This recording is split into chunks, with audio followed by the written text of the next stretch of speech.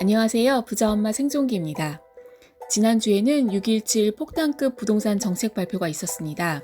어떤 사람은 내가 뭐 좀 하려고만 하면 이렇더라 라고 불만을 토로했고, 어떤 사람은 이젠 투자 못하겠네 라고 포기한 사람도 있는 반면, 어떤 사람은 정책이 발표되자마자 틈새 지역에 대기를 하고 있다가 발표 직전에 계약을 해낸 사람도 있었고, 어떤 사람은 다음 내가 취해야 할 방안에 대해 생각하는 사람들도 있었습니다.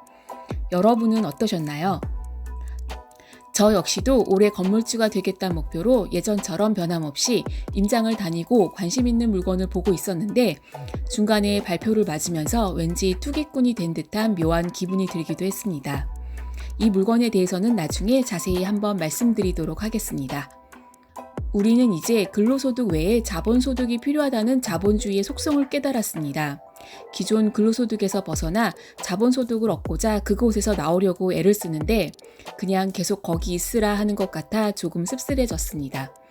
예전 세월호 사건 때 배가 침몰하고 있는 와중에 선장이 했던 말, 아직 배 안이 안전하니 밖으로 나오지 말고 배 안에서 기다려라 라는 너무나 무책임한 말이 갑자기 왜 지금 이 시점에 생각나는지 모르겠습니다. 정부는 존재하지도 않는 가상의 화폐를 마구 찍어내고 풀고 있는 이 시기에 국민은 실존하는 돈만 써라 라는 논리에 강자가 되어야겠다는 생각이 좀 더 강하게 듭니다. 돈 공부를 하면서 다소 분하게 느꼈던 몇 번의 경험이 있었습니다. 결국 정부는 결코 당신이 부자가 되는 것을 바라지 않는다 라는 사실이었습니다. 빠르게 대안을 찾아야 합니다. 내가 해결할 수 있는 일이 아니라면 이미 지나간 과거는 뒤로 하고 앞으로 어떻게 해야 할지에 대해 대안을 생각해야 합니다. 이 시점에 가장 중요한 것은 내가 지금 할 수 있는 일과 지금 할 수 없는 일을 구분하고 내가 할 수 있는 일에 집중하는 것입니다. 투자를 계속하고 싶다면 비규제 지역을 공략하거나 규제 지역 내에서는 상가나 오피스텔, 업무용, 토지 등을 공략해 보실 수 있습니다. 그리고 한번 생각해 보아야 합니다. 무엇이 문제였는지 말입니다. 저도 이번에 임장을 하던 중 부동산 정책을 보면서 크게 두 가지를 느꼈습니다. 첫 번째는 준비된 자만이 기회를 잡을 수 있다입니다. 투자 공부가 미리 되어 있던 사람은 이런 상황 이전에 분명 많은 수익을 냈습니다.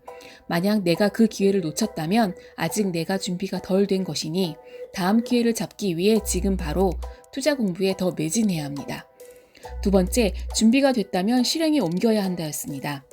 공부만 하고 임장만 하고 실행에 옮기지 않는다면 아무 소용이 없습니다. 실행에 옮기지 않으면 안 한 것과 똑같습니다. 그런데 그 실행이라는 것이 저의 경험상 한 번에 실행해지지는 않았습니다. 내 선택에 대한 불안함과 확신이 없기 때문에 실행에 옮기기가 조금 겁이 납니다. 아마 여러분도 생각하고 고민만 하다가 좋은 기회를 놓치는 경우가 아마 종종 있으셨을지도 모릅니다. 그것은 준비가 아직 덜 되어 있기 때문입니다. 하지만 이것은 꼭 안 좋은 것만은 아니라 생각합니다. 이런 시행착오의 경험은 성공적인 투자를 위해서 반드시 필요한 과정이고, 공부하고 임장하고 물건을 놓치면서 그것을 한 번, 두 번 하다가 그러다가 어느 시점에는 제대로 된 물건, 제대로 된 실행이라는 것을 드디어 할 수 있는 것이라 생각합니다. 지금 내 상황이 어떤 상황이든 현재의 이 상황이 존재하는 것은 모두 다 그럴 만한 이유가 있다라는 사실을 기억하고 오히려 기뻐하며 내가 할 수 있는 일에 집중해보는 우리가 되었으면 좋겠습니다. 원래 이번 영상은 PDF로 월세 받는 방법에 대해서 말씀을 드리려고 했는데 서두에 부동산 정책에 대해서 말씀을 드리면서 여러 가지 생각이 들어 말씀을 드려보았습니다. 다음 영상에서는 월세 말고 투자금 없이 월 50만 원 받는 방법에 대해서 한번 말씀드려 보겠습니다. 한 달 정도 노력해서 누구나 하실 수 있으니 기대해 주셔도 좋습니다. 오늘도 끝까지 들어주셔서 감사합니다. 다음 영상에서 또 뵙겠습니다.